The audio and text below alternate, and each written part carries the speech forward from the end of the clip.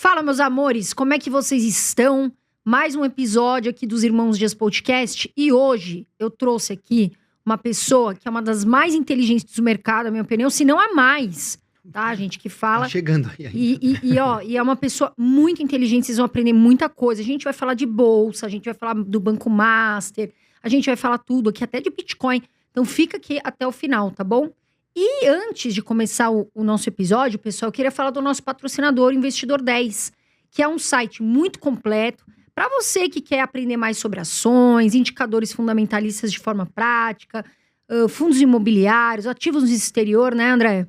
Exatamente. Além do que, você pode também consolidar sua carteira de investimentos lá no site Investidor 10. Vamos deixar aqui para você o QR Code e aqui embaixo na descrição do vídeo o link para você fazer acesso ao site do Investidor 10. E faz pelo nosso link para você dar uma força para nós. Tá legal? E temos também hoje, Carol, a Coinbase, né? E a Coinbase, ela tá com uma promoção muito legal. Ela tá te dando R$20 para você ir conhecer lá, né, toda a plataforma da Coinbase. Lembrando que a Coinbase é uma das mais ou a maior corretora de criptomoedas do mundo hoje, tá certo? O governo americano mantém sua reserva estratégica de criptomoedas lá. Donald Trump também investe pela Coinbase. A Coinbase, inclusive, tem ações, Carol, negociadas na Bolsa de Valores dos Estados Unidos, o que deixa ela com uma referência, né, uma segurança, porque não é fácil você abrir capital na Bolsa dos Estados Unidos. E ela tem, então ela segue legislações muito firmes.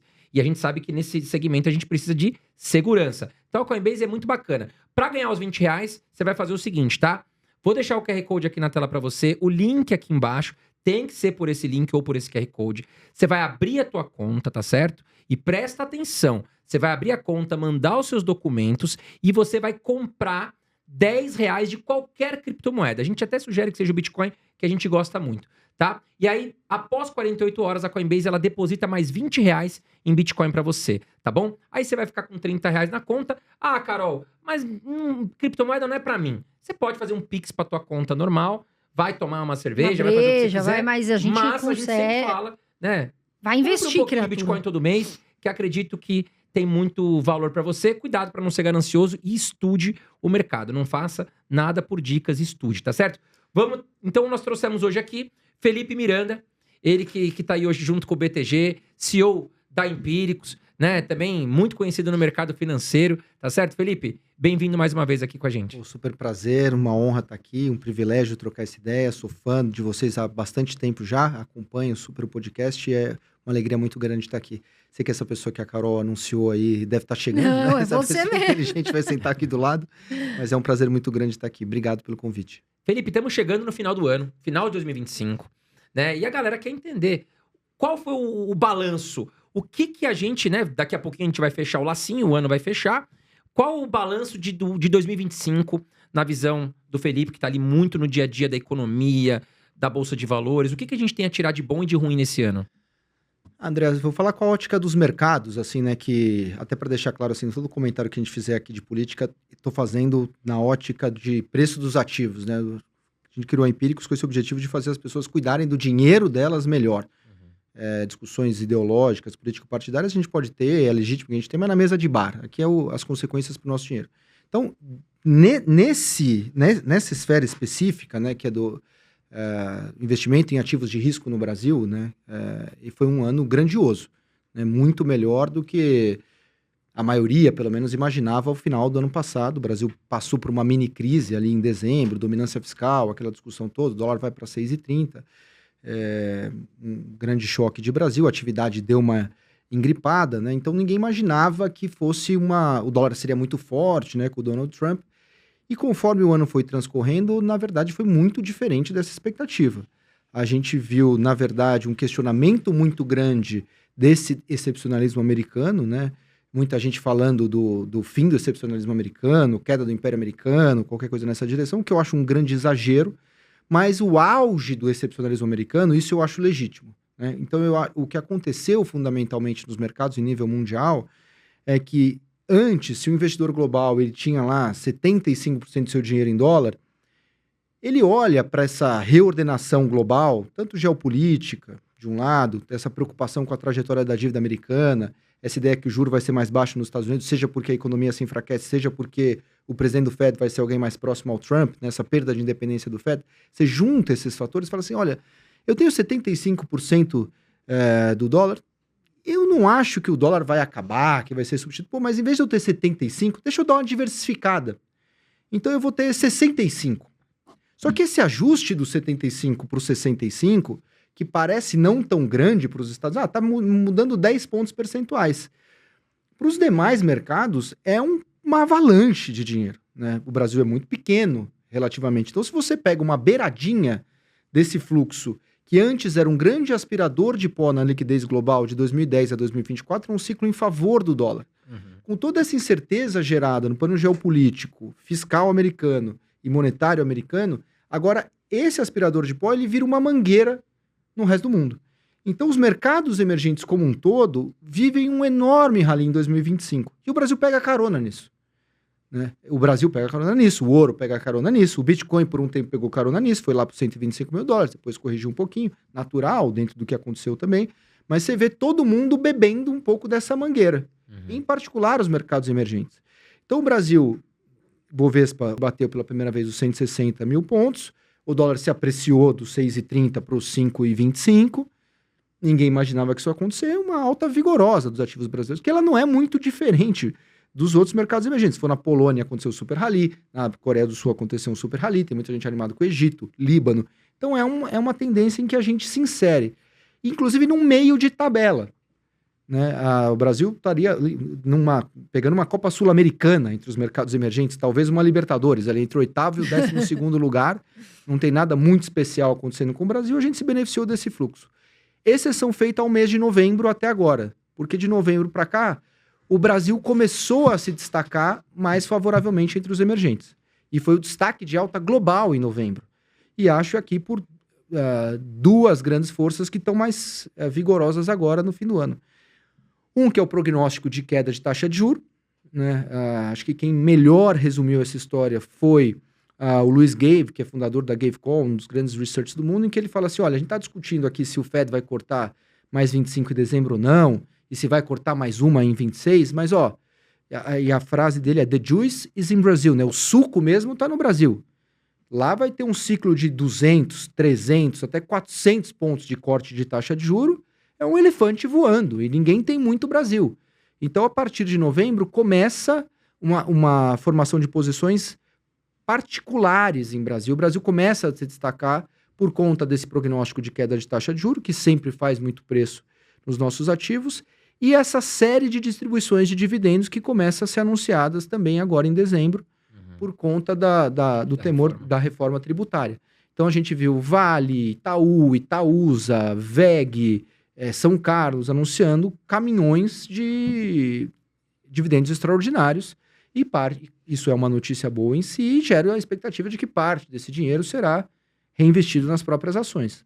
Então acho que esse é um ano grandioso, que basicamente até novembro, a despeito de certa volatilidade, tarifácio, não tarifácio, essa confusão brasileira toda, mas o Brasil não gerou nada suficientemente ruim a ponto de afastar o capital internacional, nem nada suficientemente bom a ponto de se destacar perante os mercados emergentes. E foi um dos passageiros da agonia dos mercados emergentes que capturou esse fluxo, e mais para o finalzinho do ano, um ralizinho adicional com a ideia de que o juro vai cair, e vai cair bastante, e agora as companhias, além disso, vão ser grandes pagadoras de dividendos de um caráter extraordinário. Então, acho que esse é um resumo aí do ano de 2025. O que aconteceu? Agora me chamou a atenção você falar, realmente eu estava assistindo hoje de manhã a CNN falando sobre a questão dos dividendos. Já é certo que nós teremos uma tributação para 2026 sobre os dividendos, ou ainda não? Há uma grande incerteza, né? Tava sendo relatado quando eu entrava aqui, inclusive, né? Essa questão, até quando pode, abril de 26, final desse ano, qual é a alíquota de contribuição social sobre o lucro. Então a gente precisa ver qual vai ser o texto final dessa história.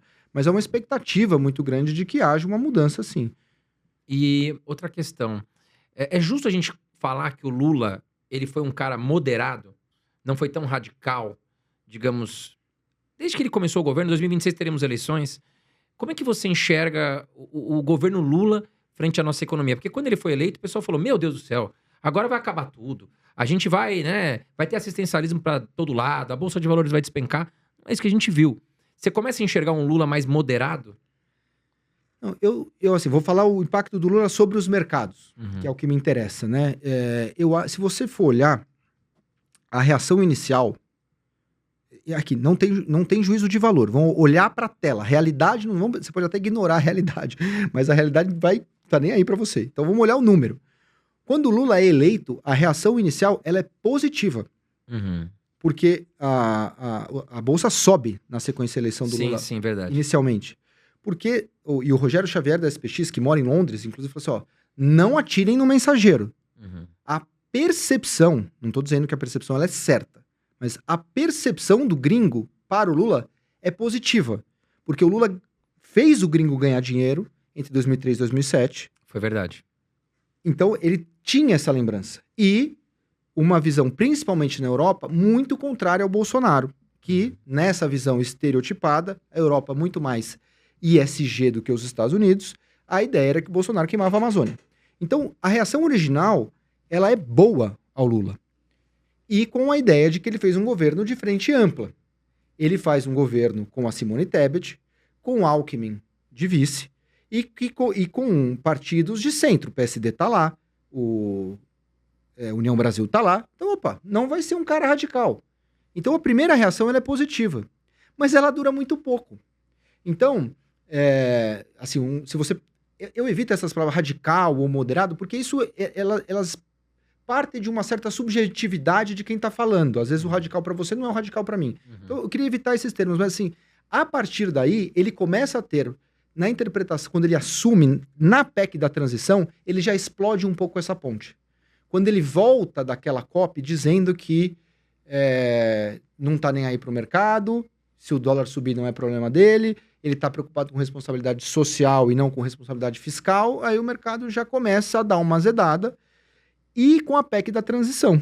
Quando ele coloca, a gente já tinha um problema estrutural no orçamento, a ilusão achar que o problema fiscal brasileiro ele é exclusivamente do Lula, não é, falta no Brasil estruturalmente, independente de quem sentar naquela cadeira, 200 bilhões de reais por ano, só que aí ele resolveu botar mais 200 bilhões de problema, que é a PEC da transição, invertendo o ciclo político clássico, que normalmente o que você faz, né, também de uma forma meio estereotipada, mas assim, você ganhou a eleição, você sabe que você tem que adotar medidas duras, você começa apertando o fiscal, para que no final, no ciclo eleitoral, que o Bolsonaro fez, que o Lula fez, a Dilma, todo mundo meio dá uma gastada em ano eleitoral. Claro. Tem paper sobre isso. Então, sabendo do ciclo, você tem o capital político, quando você é eleito, você aperta para soltar depois. O Lula começou soltando, já no começo. Então, ele teve um fiscal muito frouxo desde o começo. E para aqueles que acreditaram inicialmente nessa ideia do Lula mais responsável fiscalmente, se frustrou. Uhum. Né? Então, assim, ele é radical, ele faz um governo só à esquerda. Não, até com essa composição é difícil ele fazer um governo muito radical. Agora, ele foi muito mais irresponsável fiscalmente do que nesse primeiro momento se imaginava. Então, ele acho que em política externa foi muito ruim para os prêmios de risco de Brasil, ou seja, para o preço dos ativos. A irresponsabilidade fiscal foi muito grande também. Então, o excesso de intervencionismo na economia também, que é muito ruim, alterações de regra a todo momento.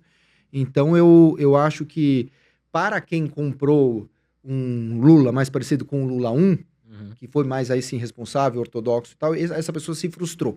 Entendi. Eu acho que esse não caracterizaria o Lula como moderado nesse aspecto. Não é que ele é um radical revolucionário, né, nesse sentido.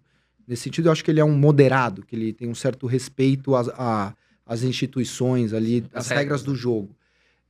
Ele não veio para fazer uma revolução, Isso. como talvez muitos comunistas esperam. Exatamente. Né, de uma esquerda, né? Exato. Não é o PT, de uma forma ou de outra, ele sempre e a origem do PT é diferente do Partido Comunista Brasileiro. O PT, ele sempre tem uma tradição histórica democrática. Mas, no aspecto fiscal, aí ele não foi nada moderado. Aí ele foi gastão pra caramba mesmo, tem responsabilidade direta do Poder Executivo. A despesa cresce 12% ao ano. Então, é um negócio absolutamente irresponsável. Devido a isso, você acha que a gente está nessa corrida para aumentar a arrecadação de impostos? Porque a gente vê... Eu tava conversando com alguns empresários, Felipe, e muitos preocupados. Porque a gente sabe, né, como é que é. Dentro das leis brasileiras, contabilmente falando, O empresário no Brasil, ele sempre conseguiu, né, dar um somebody love aqui, mas dentro das 4 linhas, né? Não tô falando sonegação fiscal. Também tem. Mas muitas pessoas estão preocupadas, porque agora já sabem que com inteligência artificial, com a Receita fechando, né, tudo e monitorando o PIX de perto, o pagamento de impostos das empresas deve aumentar. Consequentemente, muito empresário, comerciante ou quem vende serviço vai ter que repassar para o teu preço de alguma forma ou fazer algum ajuste, né? E aí o que eu queria te perguntar? Você não acha que isso pode bater na inflação no curto prazo e a gente ter um atraso na queda da taxa de juros, que hoje está em 15%, e o mercado clama em desespero para que baixe essa taxa de juros? Eu entendo o seu ponto, ele vai na direção correta, mas eu não acho que é tão simples. Assim, a economia no segundo semestre, ela está basicamente estagnada. Então, hoje mesmo saiu o dado de produção industrial abaixo do esperado. O dado do CAGED na semana passada também abaixo do esperado. Então, a economia ela vem num processo de desaceleração, até porque a Selic também está 15, né? Que é um absurdo de juro. Mas não é porque o Galípolo está fazendo um absurdo, não. Ele está reagindo a uma política fiscal muito perdulária. Se o fiscal é muito frouxo, o monetário tem que ser muito restrito.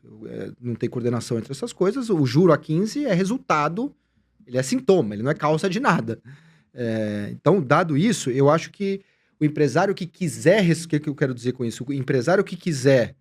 esse copo está com mais imposto, eu vou remarcar o preço do copo, vai bater na demanda lá na frente. Não é que você está tendo uma demanda muito vigorosa. Então, não sei se ele consegue repassar essa história. E me parece, assim, haver Tem duas dimensões dessa conversa, né? Uma, assim, a Receita fechar o cerco para planejamento tributário, para sonegação tributária, isso é correto. Né? Se a gente faz a mesma coisa em diferentes lugares do mundo, do país, a gente deveria... Esse é um princípio de um sistema tributário justo. Todo mundo que faz a mesma coisa deveria pagar o mesmo imposto. Claro. Eu não vou escolher ser advogado ou jornalista minimizando o meu pagamento de imposto. Eu vou escolher porque eu gosto, porque eu tenho uma aptidão, porque... Né? Então, o que é o problema brasileiro? O advogado que ganha 5 mil reais de salário e 200 mil reais de dividendo. Na verdade, ele tem... Isso aqui ele é ilegal? Não, não é ilegal. Mas, na verdade, é imoral. Ele tá percebendo a brecha tributária e ele tá tirando um salário disfarçado. Claro. Sim. Então, por que o economista não faz isso? O CLT não pode, aí o outro não, na sociedade pra esse advogadozinho aqui de nada, e aí ninguém paga o imposto devido no Brasil, e aí o que acontece? É o país da meia entrada. Então, se ninguém paga, tem um trouxa que paga. Sim. Né? Então, o imposto fica muito alto. Mas também, essa é uma dimensão da coisa. E outra dimensão é que há, aí sim, uma sanha arrecadatória desse governo. Porque o Brasil tem esse problema fiscal, como a gente comentou agora há pouco. Por alguma razão, esse governo se nega a fazer a discussão do corte de gasto. Então, se você tem um problema fiscal, você não vai cortar o gasto, só tem um jeito. Quer dizer, tem outros. Você vai imprimir moeda e vai monetizar essa dívida e vai dar inflação. Então, imposto sobre todos nós disfarçado, né? Ou você vai calotar a dívida ou você vai cobrar imposto. Sim. Então, a primeira tentativa é você cobrar impostos. Ele conseguiu fazer isso num primeiro momento, mas a sociedade dá sinais de certo esgotamento dessa pauta. Sim. Tanto que, quando ele mandou uma MP para mudar certas subvenções, o Congresso devolveu, não, isso aqui é inconstitucional, não vou nem olhar.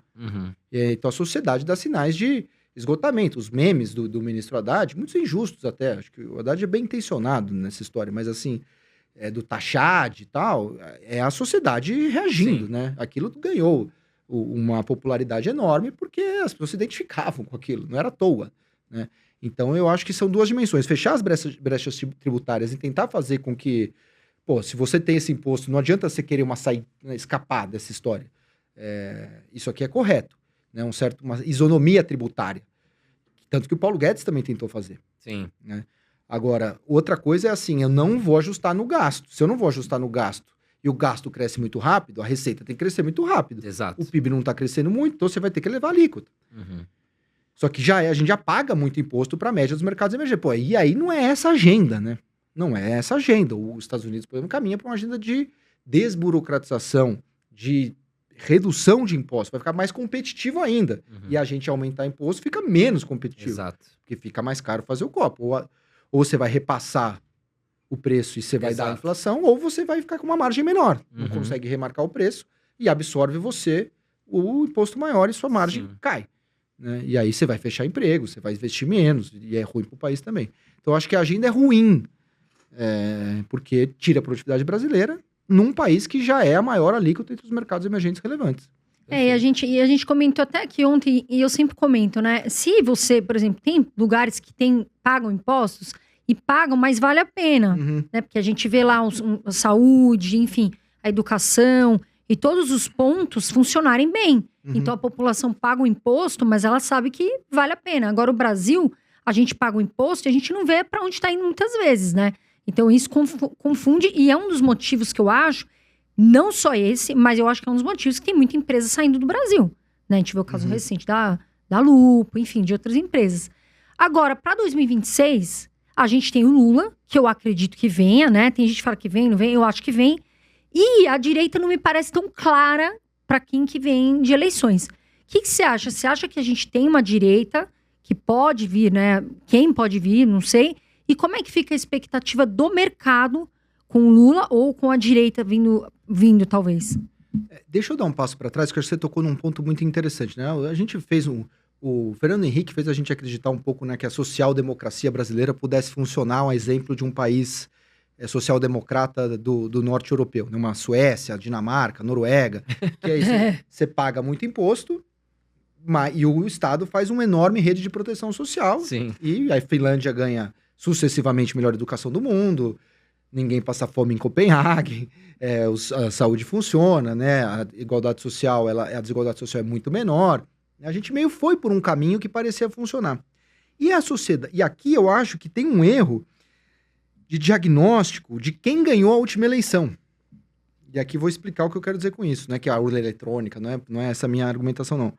A minha argumentação é assim, tinha duas agendas colocadas, que era uma agenda do PT, que é de um Estado maior, com mais imposto, mais social-democrata. E do outro lado, uma agenda liberal, do Paulo Guedes. Falou assim, olha, é um Estado menor, deixando o setor privado entrar com menos imposto e mais leis de mercado. A princípio, isso é uma escolha da sociedade. Se a sociedade quer mais Estado, mais imposto e mais proteção social, ou menos imposto, mais mercado e menos proteção social.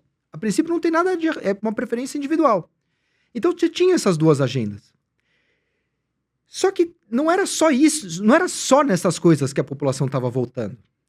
Eu acho que o PT, quando ganhou, o Lula falou assim, foi essa agenda que a população escolheu. Mas, na verdade, o que a população escolheu, da mesma forma que a população elegeu o Bolsonaro por ele ser o anti-Lula, quem ganhou a eleição de 18 não foi o Bolsonaro, foi o antipetismo. Da mesma maneira, quem ganhou a eleição de 22 não foi o Lula, foi o anti-bolsonarismo. Não é que a sociedade fez essa escolha, racional, de eu quero mais impostos e eu quero mais social-democracia e não agenda liberal. Não. O que a sociedade queria era tirar o Bolsonaro dali, que a narrativa que ele não geriu bem a pandemia, que ele era grosseiro, que ele eventualmente não era um cara que muito afeito às questões democráticas, essa narrativa, certa ou errada, ela colou. Então, principalmente as mulheres que historicamente eram de centro e votavam no PSDB, isso aqui não tem também, de novo, opinião, é só olhar o número. Não tem nenhuma questão sexista, que é olhar o número e olhar as mulheres de centro, que sempre votaram no PSDB, e oscilavam entre a direita e a esquerda, neste caso, foram pro Lula. Não é que então quer dizer que o Armínio Fraga, que falou que votou no Lula, ele gostava do Lula? Gente, lembram o que o Lula fez com o Armínio Fraga em 2003. O Armínio Fraga era o responsável, junto com o Pedro Malan, pela herança maldita. Lembra que o Lula falava? Sim. O Armínio Fraga, quando chegou do Soros Fund para tocar o Banco Central, era a raposa no galinheiro. O Armínio Fraga votou no Lula. Você acha que ele gosta do Lula? Não, era porque não tinha, né? Os herdeiros do PSDB estavam com medo do bolsonarismo. Não era a eleição do Lula. Então houve essa confusão. De tipo, foi essa agenda que ganhou. Eu tenho que subir imposto. Não, cara, não foi essa agenda que ganhou. Na verdade, a agenda que ganhou era só fugindo do outro. Sim. Então é por isso que eu acho que é muito difícil, né? O Fernando Schiller tem uma brincadeira que eu gosto muito, que é assim, imagina você na posição do Lula, você conseguiu sua esposa na cadeia, né? Imagina o ego desse cara. Então, assim, o cara chegou, voltou, mas não, eu sou o grande, né? Você tem a humildade de falar, não fui eu que ganhei, na verdade o meu adversário que empurrou os votos para mim. Eu tenho que sentar nessa cadeirinha aqui muito na maciota, Sim. porque na verdade eu não sou...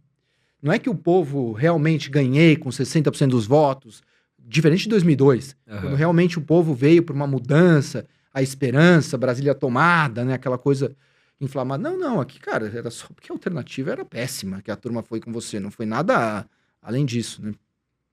Então eu acho que isso explica um pouco porque você consegue ver porque eles estão nessa agenda de pagar muito imposto e tal. Vocês tinham uma agenda liberal, vocês votaram na nossa. A população quer isso aqui. Mas, não, na verdade, eu acho que tá errado essa história. Agora, sobre 2026. Eu acho, assim, é difícil aqui, porque tá um pouco longe ainda, né? Mas me parece, tem uma cara de Tarcísio bem grande, assim. Acho que ele não vai assumir isso ainda, até porque acho que depende um pouco do apoio do Bolsonaro. E isso dificulta um pouco a história, porque se ele larga na frente, ele vai ser percebido como traidor, então ele tem que esperar. E você tá na dependência de uma determinada família que nem sempre tem um comportamento mais racional do mundo, né? A matéria hoje do Financial Times é Eduardo Bolsonaro fracassou fragorosamente. A família que... Eu achei um baita erro, um tiro no pé enorme. Então você tem a família que às vezes... acho até que talvez bem intencionados também. Não acho que... Mas que comete erros. Dá pra entender também. Tá numa situação de um estresse enorme, pessoal. A gente consegue entender, né? Tem uma certa empatia de ver, pô, se meu pai estivesse nessa situação, eu estivesse fora do país, acho que eu seria esperar a racionalidade perfeita de mim, seria pedir demais. Eu provavelmente também cometeria uma série de erros, mas objetivamente, eles estão no campo de uma certa irracionalidade. A Michelle tira o apoio do cara lá, depois os irmãos brigam, então nem entre eles se acertam. Então é difícil. Então, racha na família, né? E aí, irmãos versus Michelle, né? Tá bem claro isso. Pois é. E aí você tá esperando um apoio do Bolsonaro que às vezes assume comportamentos um pouco erráticos, né? Meio dionisíacos e tal, meio pouco racionais. Mas eu acho que o caminho é do Tarcísio. E eu acho... O PSD vem apoiando muito forte. O Kassab já declarou que tá só aguardando, né? Que assim, o que eu vi uma reportagem, Felipe, me corrija se eu estiver errado, que o Kassab quer que o Tarcísio se desvincule do bolsonarismo, que ele crie uma nova liderança, até porque acho que o Brasil clama por algo novo, né? Tipo assim, poxa, tem muita gente falando, chega de Bolsonaro, chega de Lula, vamos pensar em algo novo. E eu acredito que o Kassab talvez venha com uma ideia similar a isso, do tipo, ó, Tarcísio, você vai vir como um líder novo. Se desvincula do bolsonarismo, os filhos do Bolsonaro não estão contentes com isso, querendo dizer, pô, você vai trair meu pai, blá, blá, blá. Então fica toda essa questão. Por um outro lado, Felipe, me corrija se eu estiver errado. O Tarcísio tem São Paulo com uma... Não vou te falar que tá garantido, mas uma proximidade muito grande deles ganhar o governo de São Paulo se ele quiser se candidatar e ainda por cima voltar em 2030 contra um adversário mais fraco do que o Lula, porque o Lula não vai ter idade para isso. Então temos todos essa questão. Mas por outro lado, eu acho que ninguém tá querendo se adiantar e mostrar as cartas no jogo, por quê? Vamos colocar assim, poxa, não, o Tarcísio vai pra presidência legal. Pô, então vamos colocar o Haddad pra competir no governo de São Paulo. Porque aí a chance dele ganhar o governo de São Paulo vai ser muito grande. Mais do que o Alckmin. Poxa, não, o Tarcísio vai ficar? Não vamos queimar o Haddad. Vamos manter o Haddad aqui quieto. Você acha que tem... O que eu tô falando... Não, faz todo sentido. Tem essa matéria hoje, né, dizendo que o Kassab pediu pro Tarcísio não se colocar como candidato bolsonarista, se colocar como candidato de centro-direita. Exatamente como você falou. E eu acho que ele tá correto, mas a posição do Tarcísio é uma posição difícil, de certa medida. Primeiro que ele tem essa dúvida pessoal. Pô, trocar o certo pelo duvidoso, vai, em linguagem popular aqui. Justo, uma dúvida muito justa, né? Eu tô aqui meio garantido, quase, entre aspas, o garantido, não tem nada garantido na vida, né? Mas assim, tem uma alta probabilidade de eu ser reeleito em São Paulo. Mas por outro lado também, cara, a presidência é uma outra, ele já foi, né? Pô, São Paulo é legal e tal, mas é um negócio... Presidente estadual. é diferente. O presidente é um negócio assim... muito maior, né? E outra, que é a primeira vez, né? O governador ele já foi. Exato. Agora assim, pô, agora eu quero um novo desafio, né? Se ele é um cara, e parece que ele De é números, brilhante mesmo, né? Ele é muito técnico, muito bom. O maior DPM, a maior nota do IME, do Instituto de Engenharia do Rio. Então assim, cara, não reunir as habilidades de ser um bom político, um bom gestor e um técnico brilhante, cara, isso aqui não é para poucas pessoas. O Tarcísio é realmente um outlier, assim, ele é um fenômeno. Então parece um cara motivado por desafios e tal. Então, por outro lado, pô, eu quero, né? Então eu acho que tem essas questões. E sobre o bolsonarismo, eu acho que ele caminha... A dificuldade maior aqui Eu acho que ele tem que estar próximo o suficiente do bolsonarismo para pegar o apoio, mas não perto o suficiente para pegar a rejeição. Perfeita análise. Então ele anda numa linha fina. Porque, e é isso, na hora que ele se afasta um pouquinho, ele é acusado pelo Eduardo Bolsonaro de ser um traidor. Aí ele vem pro lado do bolsonarismo. Aí eu tomo a bronca do Kassab. Não, você foi demais, volta. Então ele vai ficar se equilibrando. É uma corda bamba. Agora, o que eu acho, assim, e aqui é quase um exercício, assim, de uma arrogância enorme intelectual da minha parte, porque eu tô tentando adivinhar o que tá na cabeça do cara. Mas o que eu acho que seria razoável esperar? Que ele vai se aproximar um pouco mais do bolsonarismo até pegar o apoio. Sim. Depois que pegou o apoio, ele vai vindo pro centro, porque não dá pro cara tirar o apoio, né? Não, quer dizer, mudei de ideia.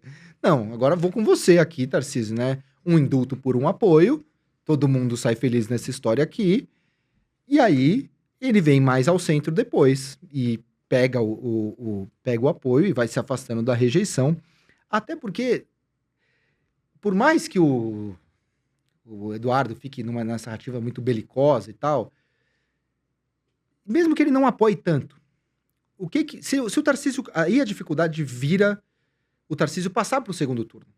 Porque se o Tarcísio passar no segundo turno, mesmo que não tenha o apoio formal do bolsonarismo, os bolsonaristas vão votar aqui no Lula? Ah, exato. Exatamente. O próprio Eduardo falou isso essa semana no Twitter, né? O Macaco Simão contra o Lula, eu voto no Macaco Simão. Sim, então, declarando que vota no Tarcísio se tiver contra o Lula. Então não precisa ficar tanto bajulando o bolsonarismo, porque se passar para o segundo turno, ele já vem.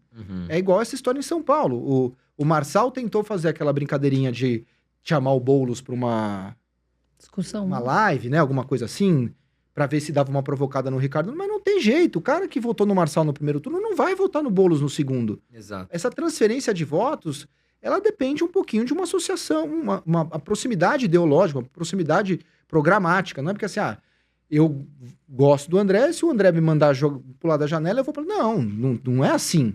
Né? Se o bolsonarismo não apoiar o Tarcísio, os bolsonaristas vão votar no Tarcísio contra o Lula. Né? Porque está muito, muito mais perto, né? Agora, vamos colocar situações hipotéticas. Lula ganhou ou Tarcísio ganhou. Qual a situação que você enxerga do mercado? Eu sei que você não tem bola de cristal, mas dá pra gente talvez ter uma noção do que possa acontecer. Né? Olhando o cenário de hoje, Bolsa de Valores num hype, batemos aí recorde histórico, 160 mil pontos. O que você imagina que possa acontecer com as duas frentes aí, caso ambas, Tarcísio ou Lula ganhem? Tá. O que eu acho que vai acontecer com a Bolsa agora? E aí eu já chego lá, só pra fazer uma... Eu acho que até, eu escrevi na minha coluna da Exame, uma janela e um portal. O que é a janela? Eu acho que assim, até os próximos... Eu não acho que a eleição não está fazendo preço. Ela está. Mas ela está fazendo pouco preço. Ela é uma força que está atuando sobre a Bolsa, mas junto a outras várias forças. Tem o fluxo para emergente, tem o juro caindo, tem os dividendos, tem os resultados, Então tem várias coisas e o preço ele é a resultante desse montão de forças, às vezes, que são antagônicas. Sim. Então a eleição tá lá, mas ela tá com uma força pequena, o juro tá empurrando muito, o fluxo para emergente se empurrando muito, não tem muito vendedor de Bolsa brasileira, porque quem tinha que vender já meio vendeu. Fundo de ação no Brasil ficou pequeno pra caramba, porque tomou 4 anos de resgate, fundo multimercado também, pessoa física é só CRI, CRA, LCI, LCA, fundo de crédito, debênture incentivado, ninguém tem bolsa, quem ficou lá não é investidor de longo prazo, então não tem venda, vem o fluxo de emergente, vem recompra, vem dividendo, a bolsa continua subindo, juro cai, essa é a janela até março. A partir de abril e maio, aí a eleição começa a fazer preço, que pode virar um portal se a gente tiver uma certeza de uma política fiscal mais responsável em 27. E aí o mercado tem tratado muito como binário. Se for o Lula, principalmente o mercado local, o investidor doméstico, o gringo ele não vê quando ele vê uma faixa mais estreita de diferença entre os dois. Não é que ele não vê diferença, ele vê.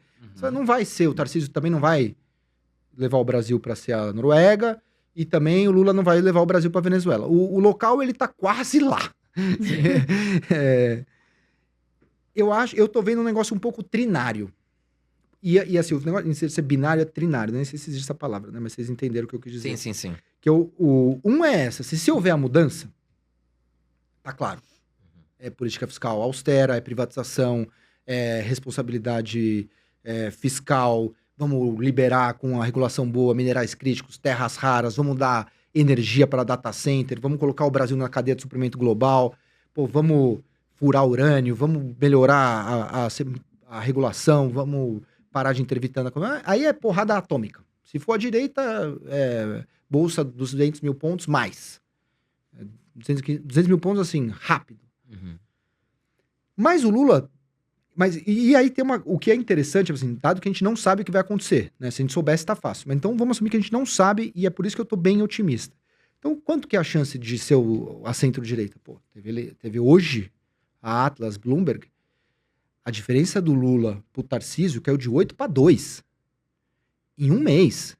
Cara, Caramba. E ele nem começou a fazer propaganda eleitoral, né? sendo que assim, 40% da amostra desconhece o Tarcísio. Exatamente. Exatamente. Tarcísio é conhecido no estado de São Paulo, né? Exatamente. Conhecido como ministro do Bolsonaro, mas não é muito conhecido no Brasil, né? Ainda tem muito para Tem andar. muito pra percorrer. E 2 pontos em um ano, vai que 11 meses que a gente tem até a eleição, cara, 2 pontos é nada. É nada, nada. Ele tirou 6 em um mês, É empate técnico, né? então ele tem um empate E técnico. não teve debate ainda, porque o Tarcísio veio aqui, ele é de números, e ele é muito bom, e ele tem muita técnica, ele sabe número por número. Aí vai pro debate com o Lula, fica complicado. Mas o Lula é bom, mas o Lula é bom de debate, É. né? Nisso aí ele é bom. Aí, Ele é uma mas briga aí boa. quando eu falar em número, eu acho que ele dá... Mas acho que o fato é que o Nordeste não conhece o Tarcísio, o Sul conhece pouco o Tarcísio, o Centro-Oeste conhece pouco o Tarcísio. Mas Mas olha, aí ele vai fazer uma campanha também boa. vai se fazer e tem uma questão que eu acho, né? Ó, o Nordeste tem essa associação muito grande que ela é verdadeira ainda, que o Nordeste é mais do Lula. E é Sim, verdade. Claro, Mas a penetração evangélica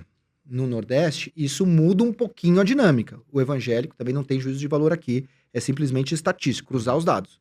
O evangélico é muito mais à direita do que à esquerda. Uhum. Então a população ficando mais evangélica e menos católica, na margem, né, aumentando a proporção de evangélicos, isso aumenta o voto na direita. Sim. E mais, o fato do PSD do Kassab, que é o partido do Ratinho Júnior, cujo pai é o Ratinho, se estiver fazendo campanha para o Tarcísio, também dá uma penetração enorme nas classes mais baixas. Com certeza. Então, eu acho que aqui tem uma chance de o Nordeste ser uma surpresa favorável àqueles que querem a mudança. Uhum. E fora todo o ciclo no mundo inteiro mais à direita, o que o Paulo Guedes chamou essa semana, o tsunami conservador no mundo, né? Isso está acontecendo. Você tem todo mundo fala, mas o Lula tem a máquina. Deixa eu dar uma notícia. Ter a máquina hoje é uma má notícia. O incumbente tem perdido no mundo. A reeleição tem sido mais difícil. E olha o que está acontecendo na América Latina. A direita tá voltando ao poder em vários países, né? Vários Bolívia, países. né? E todo mundo meio aqui à espera do Bukele brasileiro. Uhum. Né? Quem vai ser a pauta da segurança pública e corrupção na top de preocupação. Ano que vem, segurança pública vai ser o tema do momento, né? Tema. E a direita está muito mais... O Tarcísio tá muito mais ligado nisso também, né? Super. O Castro puxou no Rio de Janeiro agora se foi uma medida eleitoreira ou não, a gente não sei, não vou julgar. Mas isso trouxe um clamor pela população de justiça, né? E o Tarcísio logo colou no Castro, né? Exatamente. Então, vamos supor que, numa máxima ignorância aqui nossa, a chance, então, da mudança, que seria muito boa para o mercado, 50% de chance. Uhum. Beleza. Aí vamos para o Lula. Existe uma chance também, que eu não sei qual é, talvez ela seja pequena, mas ela é maior que zero, do Lula fazer um ajuste fiscal. E já explico o porquê. Fundamentalmente que acabou o dinheiro. Sim. E assim, se a população não tolera mais imposto, como a gente acabou de dizer, você vai ter que fazer um ajuste. E eu já explico um pouquinho porque que a regra ela exige um ajuste. Mas o que eu tenho defendido para a chance de um ano muito bom de bolsa é isso. Porque assim, até março, abril, vai ser essa janela que a gente falou de corte de juros, fluxo pré-emergente de dividendos e recompra. Ótimo. A partir daí, eleição. Querendo saber, não é uma preferência pessoal. O mercado não gosta do Lula. Não é verdade. O mercado subiu com o Lula em 2003, 2007. Se o Lula fizesse o ajuste fiscal, fizesse as coisas certas, o mercado subiria com o Lula. Não tem nenhum problema. A questão é que ele não faz. Então, mas se ele viesse a fazer, subiria. Então, existe essa chance. Então, sei lá, 10% de chance. Só que você soma essa 10% de chance com 50% de chance do Tarcísio, dá 60% de chance de ter um ajuste fiscal. Uhum. E ninguém da pessoa física brasileira está preparado para essa porrada que viria com o ajuste fiscal. Tá todo mundo no CDI, no CRI, no CRA, no CDB, vai pegar a liquidez do Master e vai comprar um outro CDB. Não, considera um pouquinho de bolsa, porque agora o cenário é outro, né? Exato. E aí, só para fechar, porque às vezes as pessoas, o Felipe é louco, né, de achar que vai fazer um ajuste fiscal. Não é por ideologia. Também não estou dizendo que ele vai. Estou dizendo que o meu rigor científico exige que eu trabalhe com essa hipótese. Existe uma probabilidade, mesmo que pequena. Porque a regra fiscal, é importante que as pessoas entendam isso, né? O fiscal brasileiro, né? Trajetória de dívida que não para de subir, uma dívida grande para mercados emergentes, a maior dos mercados emergentes, com um juro muito alto. Então ela cresce muito rápido. E o regime fiscal brasileiro, o que ele diz basicamente? Ele diz que o gasto total brasileiro não pode crescer mais do que 2,5% em termos reais. Ou seja, não pode crescer mais do que 2,5% acima da inflação. Então você gastou 100 esse ano, você só pode gastar no máximo 102,5% descontado da inflação no ano que vem. Beleza, essa é a regra. Só que 90% do gasto brasileiro, ele é obrigatório. Ele já larga com o indexador. Então, saúde e educação, por exemplo, crescem com a receita tributária, que cresce muito rápido. Benefícios sociais e aposentadoria crescem com o salário mínimo, que tem sido reajustado acima da inflação. Então, também cresce muito rápido. Então, você pega 90% do orçamento que cresce muito rápido. Vamos pôr 10% ao ano. 90% do orçamento cresce 10%. Só que o todo do orçamento só pode crescer 2,5%.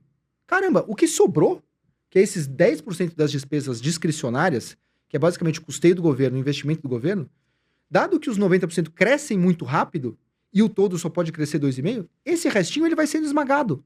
Sim. A gente vai conviver com um shutdown brasileiro, igual o que aconteceu nos Estados Unidos. Você não vai ter dinheiro para custeio do governo. E você tem mínimo constitucional para investimento público também. Então as regras elas vão conflitar. Você tem um mínimo constitucional, você não pode gastar menos de tanto do PIB brasileiro em investimento, só que a despesa obrigatória cresceu tanto que te obriga a ir no mínimo constitucional. Então travou. Então você vai precisar fazer alguma coisa. O que vai ser feito, não dá para saber, mas alguma coisa vai ter que ser feita. Senão você vai estourar. Então por isso que tem alguma chance. E cortar o assistencialismo agora em cima da hora, beirando as eleições, também é complicado, né? Não, cortar... Você reduzir investimento. Não, agora eu acho que é uma ilusão. E tudo bem, o mercado não espera. O mercado não é um bicho tão iludido. Às vezes ele se ilude um pouquinho, mas assim...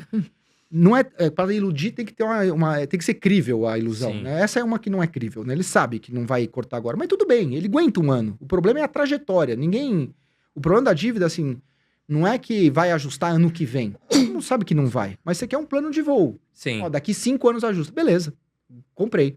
Agora, se você olha e ela é explosiva daqui 5 anos, aí você não compra. Ô Felipe, a possibilidade do Japão subir, que seja um pouco a taxa de juros, te preocupa nesse momento? Me preocupa, André, mas assim, a princípio, me preocupa nesse sentido da distribuição de probabilidade. Eu acho que a chance é baixa disso dar um grande problema, mas pode dar um grande problema. Pelo seguinte, qual que pra mim é o grande problema global? O problema brasileiro fiscal que a gente tá discutindo aqui, no fundo ele é um problema global. O Brasil tem um problema fiscal, ele é sério, ele precisa ser endereçado, mas o mundo inteiro tá convivendo com esse problema. A França caíram 6 primeiros ministros por conta da discussão de orçamento. Os Estados Unidos, a trajetória de dívida dos Estados Unidos é 130% do PIB e sem cara de que vai parar. O Japão tem 290% de dívida PIB. Cara, quando o juro é zero, tudo bem. Sim. Você não paga o juro zero em cima dessa dívida, mas se você tem que pagar o juro alto em cima dessa dívida grande, pode dar problema. Então a minha preocupação com o Japão não é nem o 0,25, mas é que o mercado... Estava conversando com o Roberto Salluti, que é CEO do BTG no evento da Empíricos, e ele falou exatamente isso. É curioso como o mercado, às vezes ele encasqueta com determinados temas, ele não consegue se ocupar de todos os problemas ao mesmo tempo. Então ele escolhe certos problemas e ele deixa outros no segundo plano. E esse de trajetória de dívida no mundo, todo mundo meio sabe. Você vê o Druckenmiller alertando sobre isso, que é o cara que herdou o Soros Fund do George Soros. Você vê o Ray Dalio falando sobre isso. Você vê o Larry Summers. Todo mundo, de alguma forma, alertando para as trajetórias de dívida complicadas. Também não precisa ser um gênio. Se você olhar para o gráfico, o negócio é subindo, vai dar problema uma hora. E é um problema que começa com a crise de 2008. Os governos, para evitar uma grande crise, salvam os bancos, pegam para si o problema e começam a dar auxílio para sair da recessão e tal. E qual foi a lição da crise de 2008, de acordo com o Bernanke, que foi gerir? Perguntaram pro Bernanke, qual a lição da crise? O que você teria feito diferente? Ele respondeu, I would have done more and faster. Eu teria feito mais e mais rápido. Veio a pandemia. Qual que era a lição da crise? Vamos fazer mais e mais rápido. E aí, mais fiscal, joga o juro no zero e dá auxílio para todo mundo. E aí a dívida Sobe muito. sobe. E com o grande problema que é a frase do Friedman. Não há nada mais permanente do que um gasto transitório do governo. Você dá o auxílio para Carol. Isso é fácil. Tenta tirar. Né, você dá igual você dá um pirulito pra criança e tenta tirar depois. Não vai. Então, a sociedade, ela vive acima dos seus meios. Ela só tem 100 que ela poderia gastar, só que o governo está transferindo 120 para ela. Só que só teria 100 no orçamento do governo. Então, tem um problema. Só que ele tenta tirar esses 120 e não... A Carol rejeita. Ou qualquer um de nós rejeitaria. Com agravante. A sociedade muito dividida, muito polarizada no mundo todo. Então, a demanda do outro setor, ela não é legítima. Você não vê legitimidade. Não, eu vou ceder pro outro lado. Não, eu não cedo. Esse outro lado é o bandido, é o do mal. É uma luta do bem contra o mal, em que os dois lados se acham do bem. Sim. Então, se você for conversar com os lulistas, eles vão achar os bolsonaristas o demônio, e vice-versa. Então, Sempre. um lulista não vai ceder pro bolsonarista. Acho que aí você trava o que se chama do conflito distributivo. Então, como é que você distribui? Governar, na verdade, é arbitrar esse conflito. Não adianta. O André pedir 100, a Carol pedir 100, eu só tenho 100. Cara, vai ter que ser 50 para cada um, bicho. Esse é o justo. Só que... E aí eu vou ter que convencer vocês a ficar com 50. Só que você não reconhece a legitimidade da Carol. Você, não, quero 100 para mim. Porque a Carol é o demônio. Então travou. A democracia não anda. E aí o Japão, conectando com a sua... O meu medo é que o Japão sirva para nos alertar do tamanho desse problema. Que é, caramba, a gente tem dívidas que são trajetórias explosivas e que a gente está com a esperança de que em algum momento resolve. Mas não estamos endereçando o problema. Talvez o Japão seja a faísca, a catálise para nos fazer olhar para isso. É nesse sentido que ele me preocupa. E aí você acha que um país como a China, que tem um Estado forte, nesse momento ela se destaca frente a países democráticos? Justamente porque a gente está falando aqui, poxa, eu vou dar o pirulito e vou tirar. Num Estado forte igual a China, o cara dá o pirulito e tira a hora que ele quer. Certamente essa é uma vantagem, né? Agora, não é também garantia de que todos os países totalitários vão bem. A Venezuela é um exemplo, Cuba é um exemplo, Coreia do Norte é um exemplo, que também tem... Problemas. Ditaduras também levam... Ser uma ditadura tem essa vantagem, que você consegue empurrar na direção que você quer, mas não é garantia também de que vai dar certo. Sim, né? sim. Quando você toma decisões erradas, você leva para o caminho errado. Sim, sim. Enquanto a China estiver acertando, tudo bem. Mas a China tem sérios problemas de esgotamento do seu modelo. Né? Você exportava muito, fazia dumping pra caramba, roubava propriedade intelectual, não pagava royalties. E aí, agora o aço chinês que vai entrar na europeia, vamos taxar o coleguinha. Vai entrar aço chinês no Brasil, já começa o setor a se mobilizar contra isso. Sim. O BYD, que está dominando tudo, começa a ter taxa daqui a pouco sobre o BYD. Sim. Porque, e aí, como é que você faz com esse excesso de oferta que tem na China? Você devia transferir para consumo, mas ele não é muito simpático com a sociedade de consumo. E o desafio também que será que uma população que ela vai... Essa é uma grande dúvida, né? Que todo mundo achava, inclusive, quando a China se enriquecer, ela vai se tornar democrática. E o Xi Jinping deu passos atrás, porque assim, quando você é meio pobre, você não conhece o mundo, você não pode olhar um celular, você não lê um jornal, você não lê um livro, meio você aceita, né? Você não tem muita opinião própria. Agora, quando você começa a se sofisticar, você começa a ter opinião. Por que eu não posso usar o WhatsApp? Exato. Aqui em Pequim? Não. Eu quero olhar o Google. Por que eu não posso? Não, porque um amigo meu que tá em Londres me contou que ele vê o Google e você não vai me... Por que eu não posso? Não, eu quero escrever um livro que conte os problemas do Partido Comunista Chinês. Por que eu não posso? A demanda da sociedade... Então, assim, eu não sei se uma ditadura também ela começa a pressão social muito grande, né? Em favor da liberdade. Expressão, liberdade de ir e vir, liberdade de acessar os sites que você quiser. Então, eu acho que tem essa vantagem que você falou. Mas ela também carrega certas desvantagens. Sim, sim, claro. E em relação, assim, a gente viu hoje mesmo saiu a notícia lá do Dias Toffoli falando do Banco Master, enfim, arquivando. Foi um escarcéu ali que a gente teve nessas semanas agora. Você acha que isso assustou a Faria Lima? Como é que os bancos estão lidando? Porque quando acontece isso com o banco, os outros ficam meio, né? Você acha que isso assustou os outros bancos? Não sei se assustou, Carol, porque de alguma maneira essa bola estava meio quicando, né? Assim, já havia matérias na Piauí há bastante tempo, era uma ascensão muito rápida. E, assim, você não precisa. Eu acho que quando acontece um negócio do tamanho do Master, que fundamentalmente era entre 1/3 e metade do FGC, é relevante. É, muito relevante. Pô, é isso, vai ter uma liquidez na economia brasileira sendo gerada com 40 bilhões de reais de ressarcimento de CDB. Cara, isso é dinheiro de verdade. Sim, e é muito alto, né? 40 bilhões de reais, entrou 25 bilhões de dinheiro de gringo esse ano na bolsa, olha o que aconteceu. Imagina tá 40 bilhões num mês. Então, é relevante. Quando acontece um negócio desse tamanho, caiu o avião, 7 erros consecutivos. E tô falando isso porque, assim, o investidor também tem a sua responsabilidade. Por isso que não foi um susto, igual você tá querendo dizer, porque, assim, todo mundo aqui de bancos médios paga 120% de rendimento no CDB. Pô, tem um aqui que tá pagando 150, Já é estranho, 140. É estranho. Porra, peraí, né? O que tem? Então, você vai lá na feira de carro do Pacaembu. Tem lá vários Corolla para vender, tem todos 80 mil, 85 mil, 83, 88. Tem um lá 60 mil. Opa, tem algum rolo nesse carro. Você vai, né? O que da onde veio? Deixa eu levar no mecânico, que parece bom, mas né? Deixa eu dar uma olhada. Ninguém é tão bobo, né? Por que esse cara tá tão descolado? Por que todo banco paga para as cadeias de distribuição 1,5% para distribuir no CDB e esse cara paga 4, 5%? Pô, esse negócio tá meio esquisito, né? E o pessoal caiu muito por ganância, né? Eu não tinha nada do Banco Master, mas assim, eu vi tanta gente que tinha título do Banco Master. Por isso Mas que que o pessoal usou como segurança o FGC, né?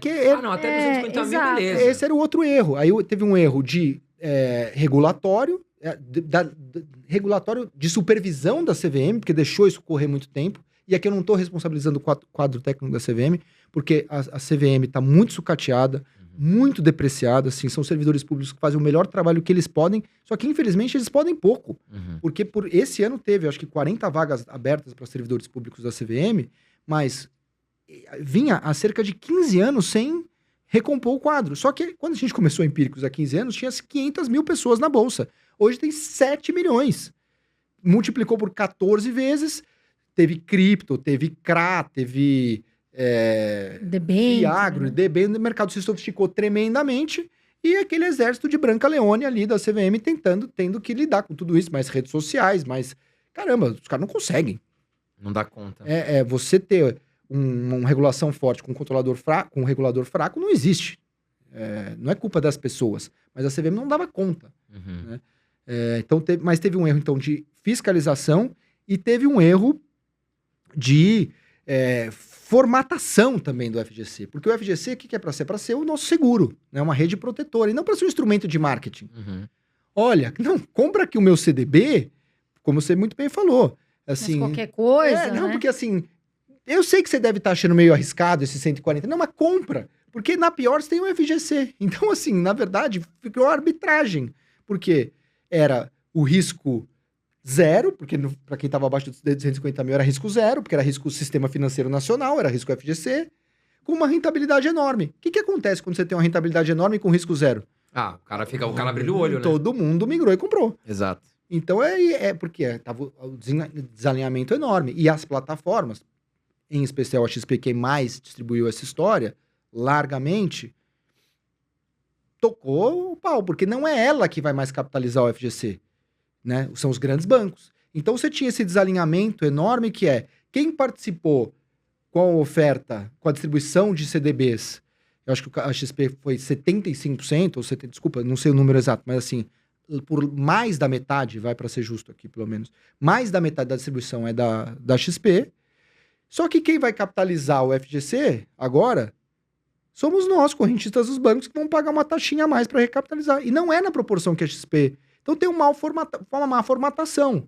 Se a plataforma é a responsável, portanto, da distribuição, ela vai ser responsável, portanto, da recapitalização. Esse percentual você distribuiu 50%, 50% você tem que cobrir. Deveria ser, mas não é. Né? Exato. Então, Mas vai sair dos correntistas? Não, eu imaginei que não, assim... sai dos bancos, mas sai aí dos o cara bancos. repassa no spread, né? Ah, sim. No De uma final- forma ou de outra vai ter que repassar. É, somos nós bobo aqui que vamos pagar. Já vai a bola. sair, por exemplo, vamos supor aqui, conta de padaria. Já vai sair desse próximo balanço do Bradesco, do Itaú, que é 40 bi, né? Muita coisa. Acho que eles devem começar a fazer de forma quanto antes e mais gradual pra gente não sentir, né? Porque também, Sim. se o spread sobe muito, você muda de banco. Aí entra a competição, né? Eles vão ter que recompor aos poucos ali, né? Exatamente. Mas E se a gente falar, por exemplo, porque o Banco do Brasil veio péssimo por causa dessas questões de taxação.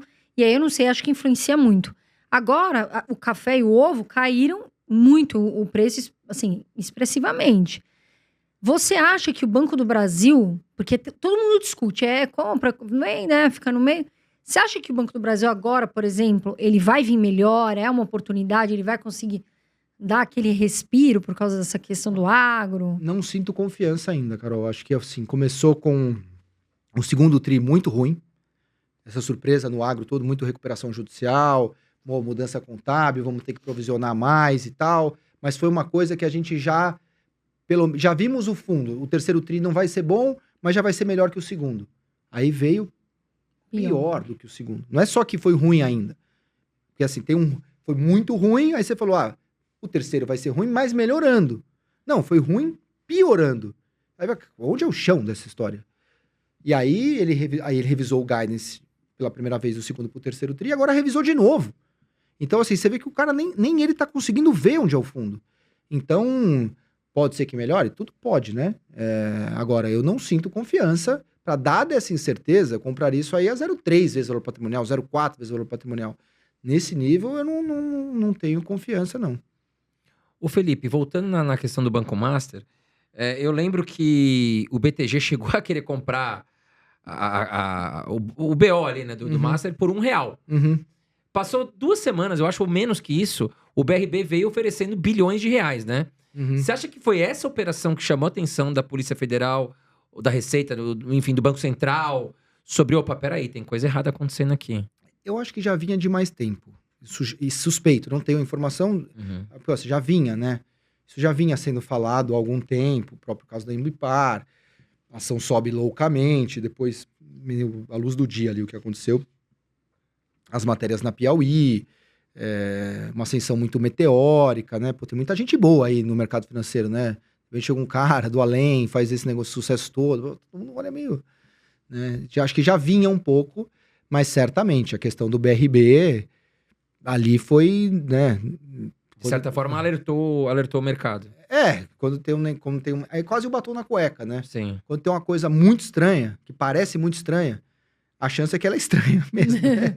Então, era isso, né? E Se como é que parece você um pato, enxerga? anda como um pato e grasna como um pato, a chance é que é um pato mesmo. Exato. Ô, Felipe, como é que você enxerga essa questão do STF? Tá colocando como... Primeiro assim, né? O presidente do Banco Master ficou preso 5, 6 dias. Ficou quase nada.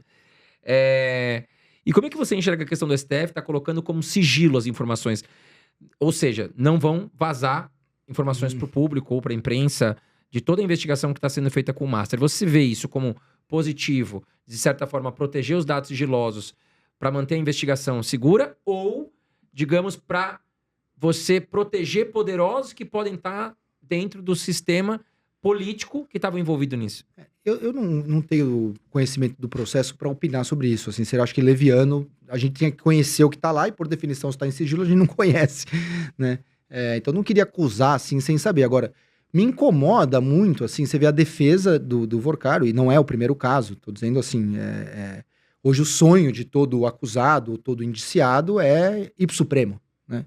Por que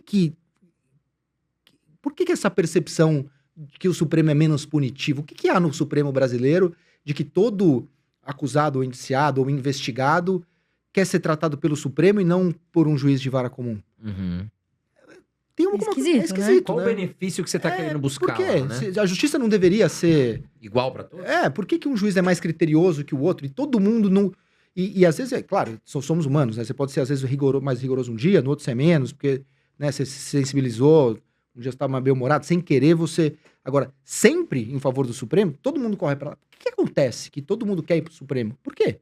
Uhum. Isso é uma coisa que eu acho que ele deveria se perguntar. No mínimo incomoda. A sociedade deveria se perguntar por que todo investigado, indiciado ou réu quer ser julgado no Supremo. Por que o Supremo é essa mãe? Uhum. Aí, né, é meio estranho. Né? E Sim. outra, o Vorcaro não tem foro. Quem tem foro é, supostamente, um dos deputados que está citado. Sim. Aí, pô, é claro que alguém está citado. Vamos separar, né? Individualização da pena. Tá bom, o Vorcaro vai para tal instância, o outro vai para tal instância. E beleza, mantém lá o sigilo, quando vai citar o camarada lá, o tal deputado, tá na justiça comum, você, sigilo tarjado, né, o que vai citar sobre essa pessoa, mas o resto do inquérito pode até ter sigilo também, se a justiça entender que tem que ter sigilo. Agora, o Vorcaro não deveria ser julgado no Supremo, ele não tem foro, né? Sim, exatamente. E essa questão, voltando um pouquinho porque a gente estava falando do COI. Primeiro, eu queria que você explicasse, porque muita gente não sabe o que é COI. Uhum. Eu vejo muitas pessoas me perguntarem, mas o que é esse COI, né? Que infelizmente tem muito gerente, não são todos, tá, gente? Tem muito gerente bom. Tentam enfiar a goela ali pra pessoa comprar. Uhum. E o que fica de lição pra essas pessoas, né? Você deve estar falando do COI recentemente, que foi a zero de porque a gente Ambipar, estava né? falando do COI de Ambipar, e assim, eu queria que você explicasse o que é COI, para que as pessoas saibam, e o que fica de lição de casa para essas pessoas. Ó, Carol, o COI, ele tá muito estigmatizado agora como um mau produto. O COI, a origem do COI, ela é boa. A origem, ela é benigna. O COI é uma coisa para ser legal. O que é um COI, fundamentalmente? O COI é um certificado de operação estruturada. Nada mais do que isso. O que é uma operação estruturada? Normalmente é uma operação que ela combina um ativo, como uma ação da Petrobras, e um derivativo. O que é um derivativo? Algo que deriva de um ativo. Vamos supor, por exemplo, aqui, que a gente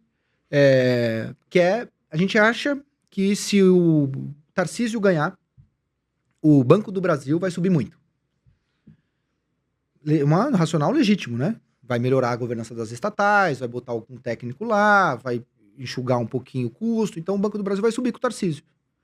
Tá bom. Então eu quero comprar ações do Banco do Brasil. Pô, mas se o Lula ganhar, eu acho que vai cair.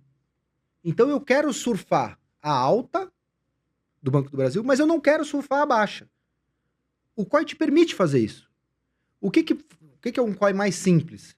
Você compra a ação do Banco do Brasil, por exemplo, a R$22, e você compra uma opção, um direito de vender Banco do Brasil a R$22 daqui a 12 meses. Então você compra a ação e compra um derivativo.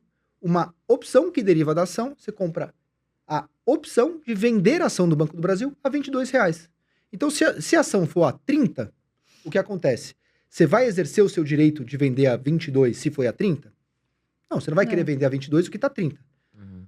Mas você vai ter a ação que foi a 30. Você gastou um dinheirinho para se proteger aqui nesse negócio, pagou R$1 por essa opção, por exemplo, R$2. Mas se a ação for a 15, você vai vender a 22. Então você travou o seu downside, ou seja, você travou o seu prejuízo potencial.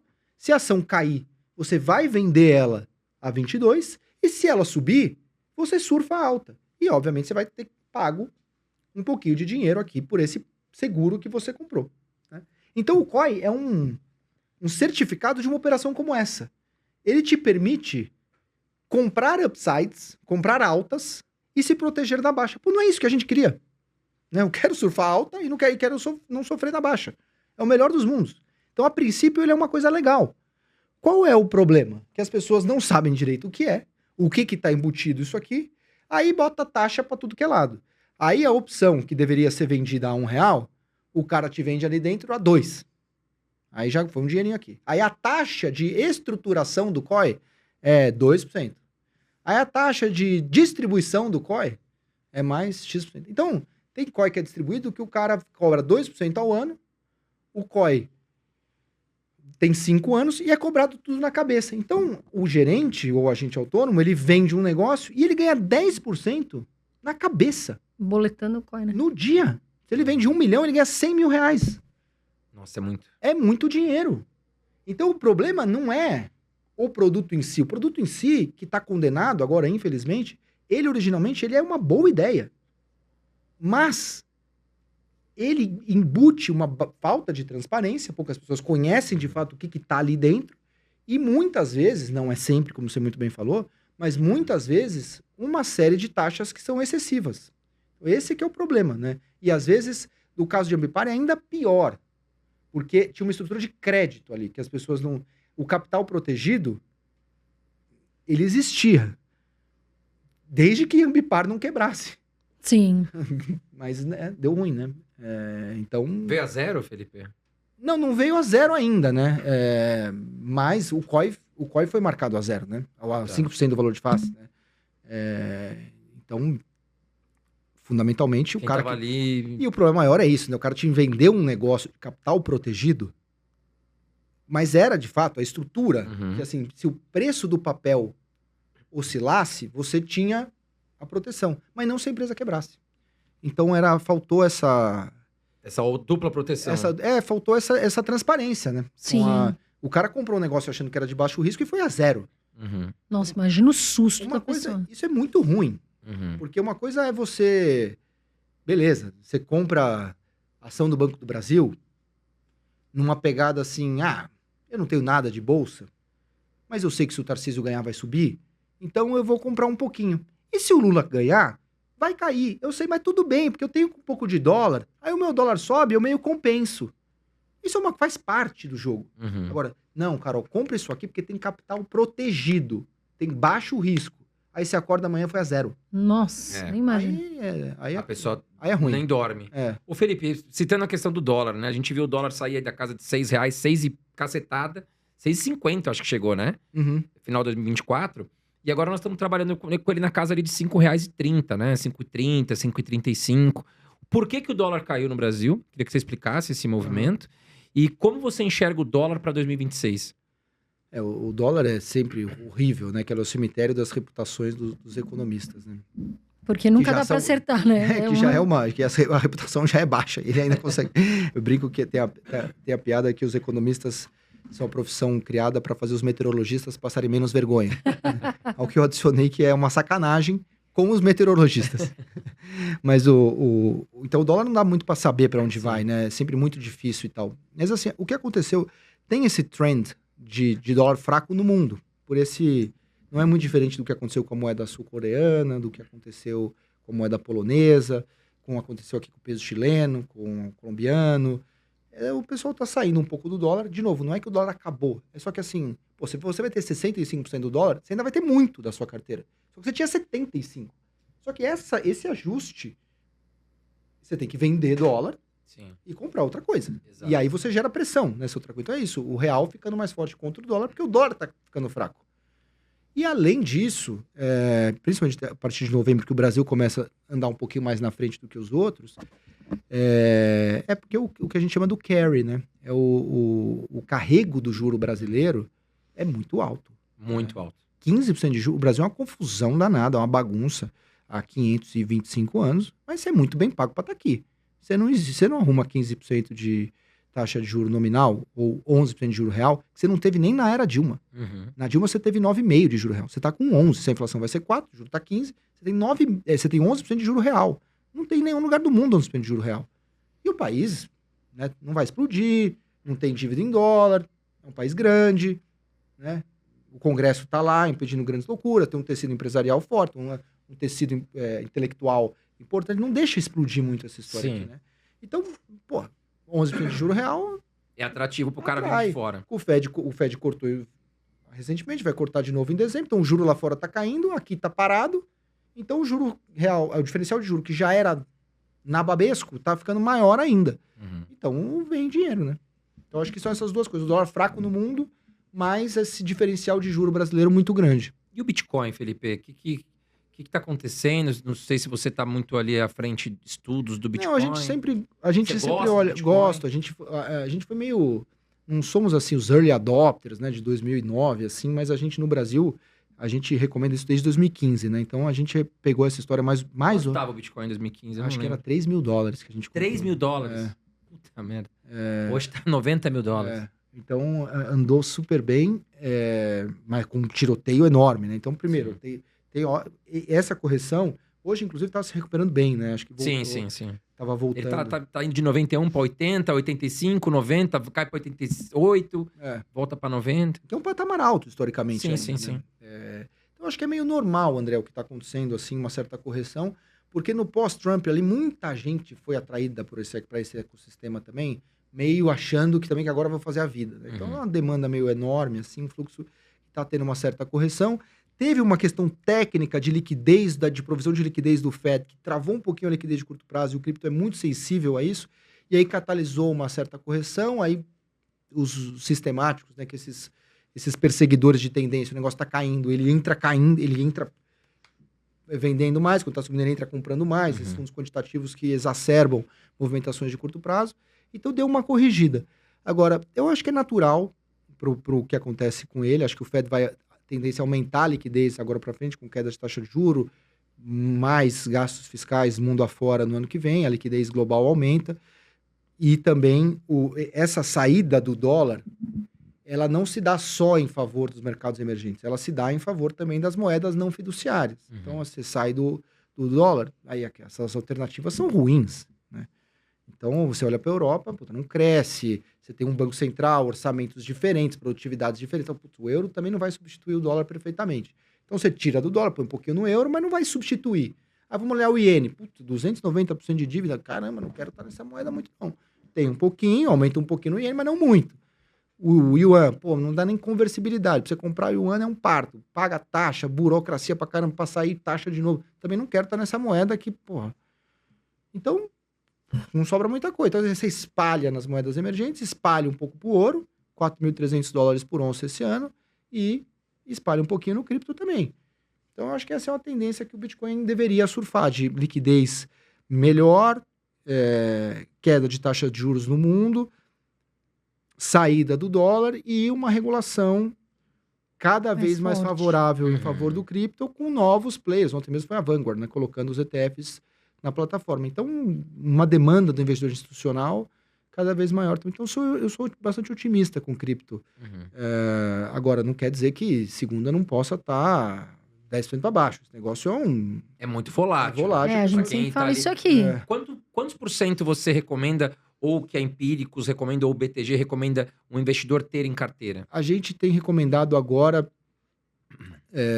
2 no Bitcoin e meio no Ethereum. 2,5 no total. Isso. Porque aqui as Independente pessoas... do perfil. Se o cara é super agressivo... Não, assim, o que seria o agressivo poderia até 5. Sim. E o mais conservador entre 0 e 1. Exatamente. Mas um cara meio moderado, até 2, 2,5, eu acho que a gente daria pra ele. O brasileiro tem essa mania, né? Ver essa queda brusca e quer vender tudo, né? E aí vem um pessoal que sabe, vai lá e compra barato. Aí bate no verde, o pessoal quer comprar, é sempre assim. O fear of E aí, missing out, é o medo me de ligaram, Mas é que queda brusca pra desesperado. Bitcoin... Me ligaram. Não, mas a gente 10% teve. é uma Mas nesse quedinha. mês, em um mês, a gente teve uma queda 25, muito forte, 20 e pouco por De cento. 125 mil para 80 foi uma queda Entendeu? de 25. E aí o pessoal fica desesperado. Meu Deus, eu vou vender. Me liga, às vezes, vou vender, vendo. Calma, né? Respira. A gente teve um shutdown nos Estados Unidos, a gente teve várias coisas. Agora a gente viu, voltando ali, eu quero voltar um pouquinho, as empresas, por exemplo, a Ambipar, né? Que teve problemas. A gente tá vendo todas as empresas estão tendo problema na bolsa, algumas estão saindo, e enfim. Nesse momento, o que você vê para setores positivos? Porque as pessoas, elas primeiro, né? A bolsa tá batendo um recorde, mas as pessoas ainda, muitas estão na renda fixa, né? Estão lá fazendo esse movimento. E outras estão se perguntando para qual setor, qual empresa, não vamos falar ação, porque né, você está comprando numa empresa, ou eu olhar com bons olhos agora? Eu acho, Carol, assim, se fosse falar estruturalmente, né? O que funciona no Brasil? Assim, o Brasil tem ótimas fazendas, tem ótimas jazidas de minério de ferro, ótimo plantas de celulose, tem um escoamento dessa história, a infraestrutura para você escoar essa produção e o sistema financeiro que funciona. Então, é infraestrutura, banco, utilities e alguma coisa de commodity. Esse aqui é o Brasil, para você não errar muito. Mas assim, aí você... Então, dentro desses setores, eu acho que está a maior parte da alocação. Você pode comprar Itaú, BTG e Nubank, dentro dos bancos. Você pode comprar ações de Cosan, no ambiente de infraestrutura. Você pode comprar em utilities, né? Energia e saneamento.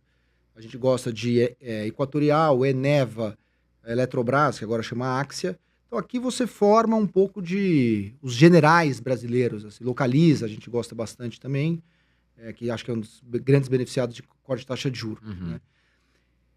Mas tem um segmento que aqui é mais arriscado, mas que eu separaria um pouquinho da grana das pessoas, e aqui, de novo, tem mais risco, tem que tomar mais cuidado, tem mais volatilidade e tal, mas que são as small caps brasileiras. Aquelas de um pouco mais de... Não é para empresa muito alavancada, quebrada, empresa ruim, que está em recuperação judicial, isso aí não, limpa. Mas tem empresa menor que é boa, só que está muito barata ainda. Porque é normal, o primeiro movimento vem nas grandes. Se Itaú está muito barato, para que você vai comprar o Catex? Exato. Você compra e tá tão óbvio, né? Você não vai sair do CDI para o Catex direto, né? Você vai fazer um meio do caminho, né? Devagar. No Itaú. Aí quando o Itaú ficar mais caro, aí você vai para o Catex. Então, eu acho que estamos um pouco nesse momento aqui. Acho que ainda tem upside nas grandes, mas ficou muito para trás. Né? O Small 11, né, que seria uma média dessa história, negocia 10 vezes lucro agora contra uma média de 15. Então, assim, só para voltar para a média, tinha que subir 50. Né? Então, esse é o cara que ainda está barato. E teve uma dinâmica de fluxo, né? Porque como eu tentei falar aqui, espero que as pessoas eu tenha conseguido me expressar, o grande comprador de bolsa brasileira é o gringo, esse ano. Sim. O local, é o que você falou, a pessoa física está lá na renda fixa ainda, fundo multimercado só tomou resgate, fundo de ação tomou resgate, está diminuindo. E quem é comprador de small cap é o local, não é o gringo. Imagina se a gente decidisse aqui, vamos comprar um pouquinho, acho que o Vietnã tá legal, vamos comprar ação do Vietnã. A gente ia chegar no Vietnã e ia comprar o quê? Pô, qual que é o BTG aí do Vietnã? Qual que é o Itaú? Qual que é a Localiza? Qual que é a Eletrobras? Você não ia chegar lá e querer, sem conhecer nada do país, sem conhecer ninguém, não conhece as empresas, não tem modelo das empresas. Não. Depois você até pode ir para small cap, mas assim, normalmente você quer entrar e sair rápido, se der uma crise no país, você não conhece direito, você não tem para quem ligar. Então você foca nas large caps. O gringo é comprador de large caps. Liquidez, né? Porque ele tem liquidez e tem algum conhecimento, né? Então o large cap andou e a small cap tá lá para trás. Só que o que pode acontecer, e eu acho que deve acontecer no ano que vem, quando o juro começar a cair, mais o medo de ficar de fora, isso que acontece no Bitcoin também acontece na Bolsa. A turma não quer comprar quando tá 100 mil pontos, quer comprar quando tá 180. Devia ser o contrário, Sim, né? Exato. Ó, compra quando tá barato, mas aqui compra depois que já subiu. Tudo bem, a vida é o que é, não o que ela deveria ser. Então, quando tiver 170 mil pontos, todo mundo vai querer comprar. Então aí o investidor, pessoa física, quer vir. Então, aí ele vai começar a comprar fundo de ação, a Selic cai, ele sai um pouquinho da renda fixa, começa a aplicar em fundo de ação, aí o investidor local é o comprador de small cap. Então aí começa a small cap a andar. Então a queda de juro favorece mais a small cap, porque a small cap, a empresa menor, ela tem mais dificuldade de acesso a capital. Mas aí você fala quais, por exemplo? Não, aí eu acho que aquelas que, fundamental, que elas deem lucro, né? E assim, aí você tem uma série delas, assim, pô, a gente gosta, por exemplo, de Eucatex, é uma que a gente gosta de BR Partners, a gente gosta de Moura do B, a gente gosta de Coelce. Ela viu uma boa, né? Empresa. A Direcional, que já não é mais uma small cap, mas também não é uma large cap, então... Fleury, você gosta? A gente gosta, assim, não ama, mas gosta, assim, gosta. Ô Felipe, falando sobre as empresas estatais, né? A gente viu recentemente os Correios deu aí um BOzão, né? Uhum. Aí algumas pessoas que a gente entrevista aqui, que é mais pró-esquerda, eles alegam o seguinte: estatal não foi feita para dar lucro. Observe, por exemplo, as empresas de postagem, de correios nos Estados Unidos. Um exemplo. Também são empresas que dão prejuízo. E também a questão da concorrência muito grande de Mercado Livre, Amazon, que vem com um serviço de logística muito grande. E aí, o que essas pessoas alegam? Poxa, o Correios perdeu o filé mignon, ficou com o osso, que é a entrega de carta, postagem, que precisa ser feito no país. Muitas pessoas ainda enviam cartas, não sei o que, postagem. E tudo isso deixa o Correios uma empresa deficitária. Uhum. Qual que é a tua visão para o Correios, por exemplo? Né? O que você pensa sobre empresas estatais? O que você acha desse pensamento que as estatais não foram feitas para dar lucro? Qual que é a visão do Felipe? Não, eu acho assim, se elas dessem lucro é melhor, né? Agora, eu não tenho nenhum problema a princípio com esse pensamento. Agora, então o que quer dizer? Só que vamos só pensar um pouquinho o que quer dizer. A gente acha, por exemplo, que a população ribeirinha que mora lá no Tapajós merece receber uma carta do filho que veio para São Paulo e quer mandar uma carta, então tem que ser o correio, porque tudo bem. Então, A sociedade... Só que aí, quando o Correio dá prejuízo, esse dinheiro somos nós que estamos pagando. Então, assim, a sociedade... De novo, conflito distributivo. Ó, para ter o Correio, então, tendo um prejuízo de 4 bi, significa que não vai ter dinheiro para segurança pública. Não, para segurança pública tem que ter. Então, beleza. Então, não vai ter dinheiro para saúde. Não, pelo amor de Deus, para saúde tem que ter. Então, educação. Não. Educação, pelo amor de Deus, tem que... Cara, assim, tem que somar 100% essa história aqui. Não dá para todo lugar ter muito dinheiro. Acho que falta o que... precisa respeitar a aritmética das coisas. A sociedade quer, para ter os Correios, que se precisa ser deficitário, tudo bem. Saiba que vai ter que sair de outro lugar. Vamos lá votar. Então, da onde que vai sair? Vai sair da ciência e tecnologia? Vai sair da saúde? Vai sair da educação? Tudo bem. Mas precisa enfrentar o conflito distributivo. Se a sociedade decidir que é importante ter mais Correio e menos educação, tudo bem. Aí tá certo. Agora, achar que você vai ter tudo, aí a carga tributária vai chegar a 120% do PIB, né? Não tem como. Né? Então, eu acho assim, seria muito melhor se as empresas estatais dessem dinheiro, dessem lucro. Porque aí não precisa, né, tirar do outro lugar. Ela consegue, em si mesmo, se pagar. Agora, a outra parte é verdadeira. De fato, pô, o Correio ficou um pouco com o osso, a concorrência... Mas por que vendo esse trend, você não privatizou lá atrás, quando tinha algum valor? Aí agora, cara, tá difícil a situação mesmo, né? Então tem que ter eficiência, tem que dar... Pô, será que não dá para privatizar ainda? Pega por zero, faz uma reestruturação de dívida, pô, dá uma molezinha no outro lugar. Eu acho que, assim, seria melhor para a sociedade brasileira que se privatizasse o Correio. Né? E também não é porque necessariamente... então, empresa, às vezes, estatal, que também tem a frase inversa um pouco dessa sua história, né? É assim, estatal que dá lucro não devia ser privatizada. Também não é verdade. Porque, assim, se você assumir, e dá para mostrar isso, assim, o negócio tem que sair um pouco da ideologia, de se é bom ou é ruim. Vamos olhar para ser bom ou ruim pro país, e não o que você acha, o que você... Pô, imagina o seguinte, você tem lá a Petrobras. Quanto vale a Petrobras? Como qualquer outra empresa, a Petrobras vale o que ela gera de fluxo de caixa de hoje até o infinito, trazido a valor presente. Uma empresa vale a soma dos fluxos de caixa dela. Essa é a definição de valor de uma empresa. Tá bom. Você concorda comigo que se a maioria das pessoas consegue concordar que a Petrobras no setor privado, ela lucraria mais do que... O fluxo de caixa dela seria maior? Claro. Então vamos supor que a soma dos fluxos de caixa dela com o Estado tocando seria 10. E a soma com o setor privado tocando seria 20. Então o setor privado pode comprar a 15, que maximiza o valor da Petrobras para o setor público, que era 10, e ainda é atrativo para o setor privado, que comprou a 15 algo que vale 20. Então pode ser um jogo que é bom para todo mundo.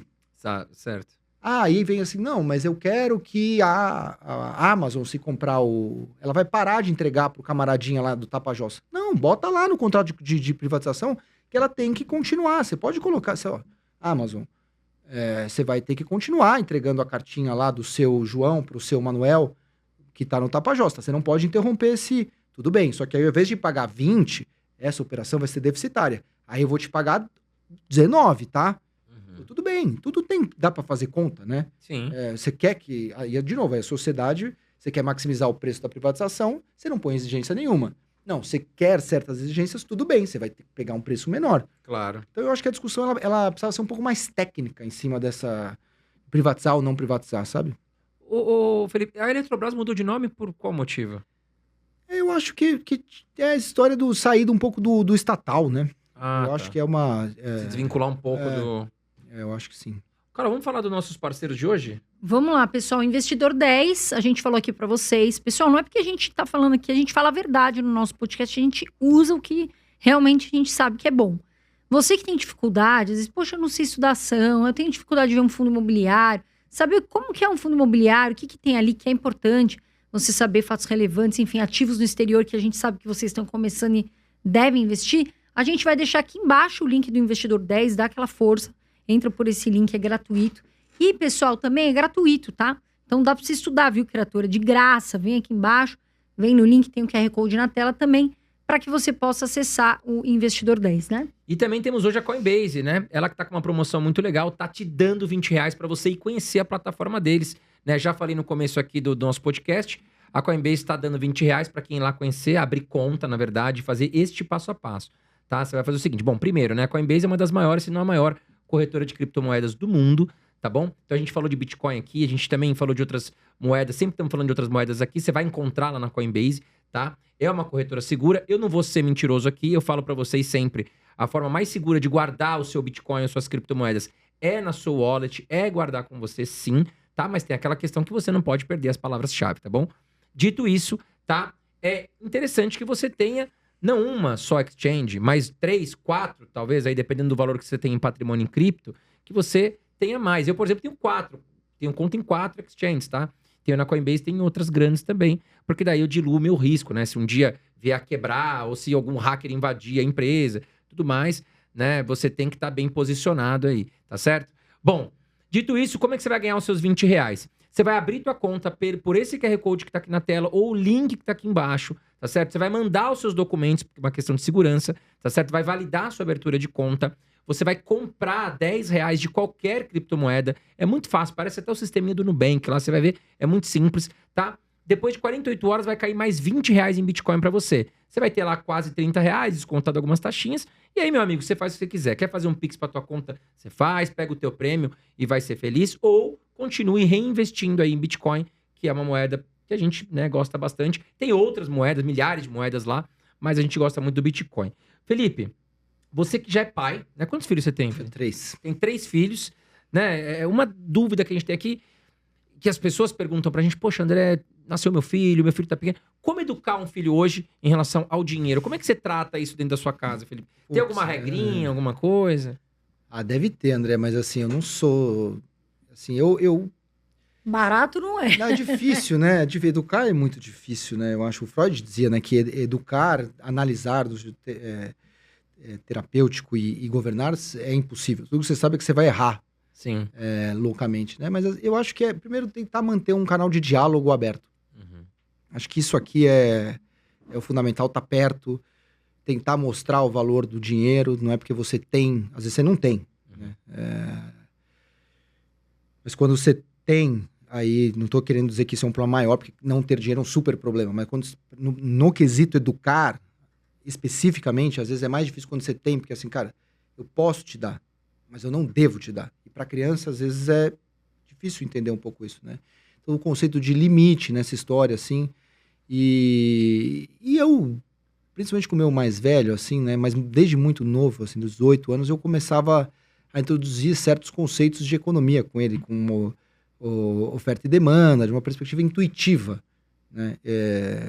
Tem muito copo aqui. Qual é o interesse das pessoas por copo? Você acha que é alto ou baixo? Por esse copo específico? Pô, baixo, posso trocar e tal. Então, eu tento começar, assim, a introduzir certas leis de mercado à base de muita intuição, assim, às vezes com imagens, desenhos e tal, e tentando mostrar que ganhar dinheiro não é fácil. Uhum. Assim, acho que é uma... Mas não tô dizendo que, assim, eu não quero cagar regra sobre esse assunto, porque, de fato, eu acho o assunto dificílimo, assim. Você dá mesada pros seus filhos? Dou. Pro mais velho, né? Os tchutchucos estão com Quantos anos 4, tem o seu mais velho? 5, o meu mais velho tá com 14. Ah, 14 já dá, já dá pra você trabalhar, já dá pra entender o que é o valor do dinheiro. Exato. Agora, se acabar tudo, acabou a mesada e tal. Exato. Agora, o outro 5 e 3 ainda tá muito novinho, né? Mas tentar mostrar um pouquinho do valor, como é difícil ganhar e tal, que...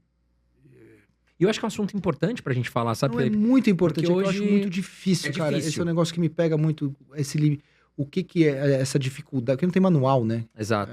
Onde é que tá Aquela escrito? questão, quando dá um celular pro filho ou não, que idade dá, o que né? Onde que você tem que ser disciplinador, onde você tem que ser liberal, onde é o limite, né? Não tá muito escrito. Aqui você tem que entender que a pessoa tá fazendo uma manha, mas é porque quer a sua atenção.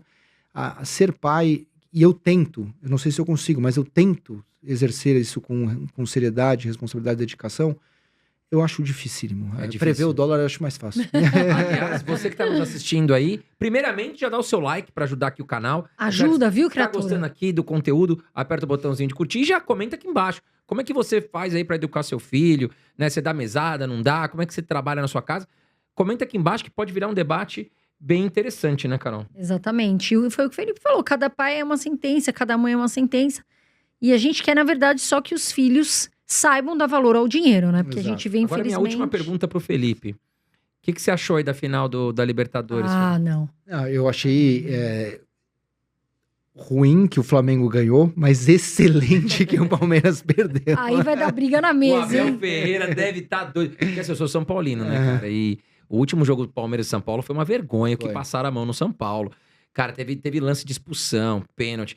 E ali o Abel Ferreira não reclamou de nada, mas agora tá reclamando. E teve um lance muito parecido que foi aquela. Mas era pra ser, assolada era que o pra cara do Flamengo ser. deu no Palmeiras, foi igualzinho Era pra aconteceu ser no São Paulo. expulso ali. Então, mas aconteceu igualzinho É no que eu jogo sou Palmeiras e São Paulo. palmeirense, então Eu eu quase morri em Mas casa. aconteceu igualzinho, o mesmo lance, igual São Paulo e Palmeiras, e não expulsaram. E foi pra expulsão. Errado também. Mas então, errado. mas na época lá o Abel Ferreira Agora o falou que Abel não me era. deixou chorando. Então agora, o chorão do Abel Ferreira. Mas assim, falando parcialmente, você assistiu o jogo, Felipe? O Flamengo Assisti. dominou do começo ao fim, né? Parabéns aí aos flamenguistas. Não, e ao não, Flamengo, parabéns pros que são palmeirenses exemplos de também. gestão. Aliás, você sabia que o presidente do Corinthians e do São Paulo foram convidados pela CBF para apresentar um painel sobre gestão eficiente, gestão Do Corinthians? do Corinthians e do Sobre São o que Paulo. não fazer, né? É uma aula sobre o que não fazer. Impressionante o que a CBF, painel de gestão, convidou. Presidente do São Paulo e do Corinthians, dois clubes endividados, ferrados. Eu tenho um sonho grande, assim, eu sou corintiano de ir na arquibancada do Pacaembu durante a minha adolescência, infância, e depois da adolescência muito, eu ainda vou lá na Neoquímica Arena com meu filho mais velho também, e corintiano apaixonado mesmo, e tem uma vontade muito grande de transformar a gestão do Corinthians, já tentei, quando Augusto Melo se elegeu, ele foi lá no banco, conversei com ele, e eu acho, tenho um sonho de, inclusive, aqui, transformar o Corinthians numa SAF, caminhar para um IPO e transformar o Corinthians verdadeiramente num time dos torcedores. Eles se tornariam sócios do clube a partir do IPO do Corinthians. E isso, inclusive, se você faz o IPO do Corinthians e o IPO do Flamengo, você resolve a educação financeira no Brasil. Porque as pessoas iam começar a estudar sobre ação e estudar Não ia sobre ficar lá gastando e se matando, né? Não. E são 30 milhões de corintianos, 29,9 milhões de flamenguistas, só para falar que a gente é maior. Mas imagina, você tem uma empresa com uma marca que move as paixões, as pessoas tomam decisões de consumo não por razão, por emoção. Então é um negócio que lida diretamente com a emoção das pessoas. Consumidores absolutamente fiéis, aqui sem nenhum trocadilho com a Gaviões da Fiel, mas assim, você é de São Paulo, você não vai comprar produto do Corinthians e vice-versa. Então, se o cara 30 milhões de consumidores só da sua marca. Cara, é impossível isso aqui. Se você colocar isso Olha aqui quanta linha de receita que você tem naquela empresa. Não é uma empresa com um produto. É uma empresa com 100 produtos. E com 30 milhões de consumidores. 30 milhões de consumidores fiéis, que querem ajudar aquela empresa, né? Que vão consumir, independente às vezes do preço. Uma camiseta custa 400 pau, o cara vai comprar, vai parcelar em 12 pagamentos. E isso é o que a gente já consegue ver agora. Pô, não dá pra ter a previdência do Timão? Compre uma previdência pro seu filho e ainda ajude o seu time do coração. A gestora reverte parte da taxa pro próprio Corinthians. Venha financiar o Neoquímica Arena. Cara, a infinidade de coisas que dava pra fazer nessa história é enorme. Infelizmente, os interesses são outros, né? Tem que agradar o piscineiro, tem que agradar o não sei quem, o grupo que te elegeu. Isso para falar num nível razoável, porque o buraco no Corinthians dizem que ainda é muito mais embaixo, né? Então, infelizmente, eu acho que o Corinthians está tóxico demais pra gente conseguir se aproximar, inclusive, de fazer isso. Que eu acho não muito só o Corinthians, eu acho, né, Felipe? O São Paulo, por exemplo, se eu não me engano, são 200 conselheiros. Poxa, um clube que tem 20 milhões de torcedores, você tem 200 conselheiros que mandam e desmandam ali, que pensam no social do clube, festa junina, é muito pequeno, né? Eu acho que você deveria pensar maior, profissionalizar o futebol. Porque uma vez eu ouvi o Juninho, que é o presidente do Ituano, que era Juninho Paulista, né? Ele falou, gente, não adianta, enquanto não doer no bolso do gestor, ele não tá nem aí, cara, não tá preocupado. Então, enquanto a gente não profissionalizar o futebol, como aconteceu com o Flamengo... Flamengo e o Palmeiras também. Cara, o Flamengo e o Palmeiras vão ganhar tudo nos próximos 10 anos. Só vai aumentar a distância, porque começa a ganhar tudo, aí o dinheiro entra, aí você quer jogar lá. Qual jogador quer jogar no Corinthians hoje? Exatamente. O cara prefere ser reserva do reserva no Flamengo do que se titular no São Paulo, no Corinthians, cara. Porque não sabe se vai receber salário. Olha o Memphis Depay aí. Exato. Parece que a dívida dele, eu vi hoje, 25 milhões de reais a dívida do Corinthians com o Memphis Deus. Depay. É absurdo, cara. Mas enfim, é um outro podcast que a gente vai ter que conversar aqui. A minha especialidade mesmo E é nesse essa aí eu vou ficar quieta, porque meu time perdeu, pessoal. Não, o seu time tá o melhor de Mas todos. eu É que amo você... vocês todos, independente do time, Olha tá? o nosso time que a gente não... Não vai ficar se a gente me ganhar um xingando campeonato aí. paulista, a gente tá feliz. Porque Só tem não me que ganhar. xinga nada, porque o pessoal fica bravo. Eu sou palmeirense, mas eu gosto de todos os times, gosto muito de vocês. Senão eu já tomo Até aqui de uma verde O hoje, Brasil pancada. cara. virou igual a Espanha, Barcelona e Real Madrid. De vez em quando aparece um Atlético de Madrid, que é um Botafogo, um Atlético Mineiro. Virou isso o futebol brasileiro. Felipe, quero te agradecer aqui 1h e sempre um 40 prazer. minutos de podcast, de muito conteúdo, de muita qualidade. Estamos aí chegando no final do ano. Esperamos que 2026 seja um ano muito próspero para vocês, lá na Empíricos, no BTG, para todos os brasileiros, para todo mundo que está nos assistindo. Deixa o seu recado final aqui e as suas mídias, onde te encontrar. Não, eu acho que o 2025 foi muito bom para quem fez uma aposta em Brasil, em ativos de risco brasileiros, e eu acho que é o início de um grande ciclo de Brasil. Acho que as pessoas, claro, sempre com responsabilidade, né? Você vai ter lá sua posição de caixa, você vai fazer uma previdência, você vai comprar uma posiçãozinha em ouro, você vai ter uma posição em dólar, mas a você ter uma posição hoje em ações brasileiras e na NTNB longa, né? O Tesouro IPCA+, 2050, 2055, qualquer coisa assim, eu acho que pode ser um 2026 ainda melhor do que foi o grandioso 25, porque o que esteve presente em 25 estará presente em 26 e você vai ter a força do juro para baixo e, eventualmente, a hipótese de uma mudança da economia política. Se isso acontecer, a gente vai estar vendo o Ibovespa acima de 200 mil pontos. Legal. Onde te encontrar, Felipe, nas Eu redes tenho sociais? eu tenho um Instagram que é o Felipe Miranda. Você continua fazendo aquelas lives de mercado? Eu faço faço quase toda quinta-feira, 9h30 da manhã. Legal, muito conteúdo. Eu já participei de algumas lives, Obrigado. é muito conteúdo interessante lá do mercado, dicas de empresa e tudo mais. Pessoal, da minha parte, um grande abraço pra vocês. Se você gostou desse conteúdo, aperta o botãozinho de curtir, tá aqui embaixo, não custa nada e vai ajudar muito a gente no canal, aqui no Irmãos Dias Podcast, tá legal? Já convido você também a conhecer o meu canal pessoal, onde eu falo muito de ações, bolsa de valores, fundos imobiliários, que é o Mestre da Riqueza. Depois dá uma conferida lá no YouTube, você vai gostar bastante. Um grande abraço pra você. Da minha parte, Fê, obrigada. Prazer, Que Deus sim. abençoe você e sua família. Vem as festas de final de ano, as crianças, que eu sei que dá gasto, mas tudo bem. Também abençoe vocês todos. Pessoal, também já vou fazer o merchan do meu canal. Tem um canal que chama Riqueza em Dias, tá bom? E meu Instagram é @caroldias. Vou fazer aqui meu merchan também, tá bom, pessoal? Um beijo pra vocês, fiquem com Deus, que é o mais importante. E até o próximo episódio.